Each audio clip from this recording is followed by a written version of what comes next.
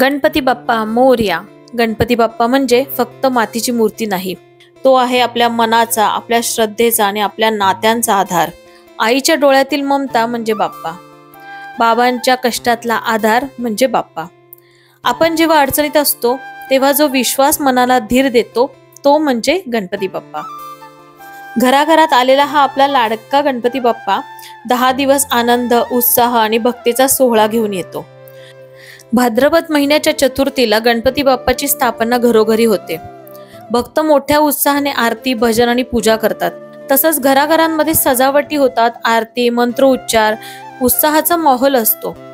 मोदक, 5 पक्वान्न असलेले ताट नैवेद्य म्हणून दाखवले जाते। 10 दिवस भक्तिमय वातावरणात गणपतीला पूजलं जातं। गणपती बाप्पा हे हिंदू धर्मातील एक प्रमुख आणि लाडके दैवत आहे।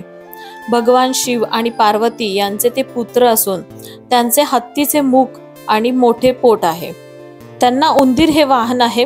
गणपती बाप्पा यांची अनेक नावे आहेत: गजानन, लंबोदर, विनायक, एकदंत, सिद्धिविनायक इत्यादी। दरवर्षीप्रमाणे यावर्षी पण छोट्या घरात मोठा आनंद घेऊन आलो। सकाळपासूनच घरामध्ये खूप उत्साह दिसत होता। रांगोळ्या काढल्या, सजावट केली आणि बाप्पाला घरी घेऊन आलो। ज्या क्षणी आम्ही बाप्पाची मूर्ती आणायला गेलो त्यावेळेस मनात एक वेगळीच धडधड होती।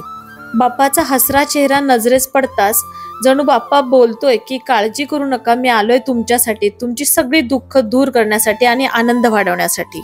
घरी येताना सगळीकडे फक्त एकच आवाज घुमत होता: गणपती बाप्पा मोरया, मंगल मूर्ती मोरया।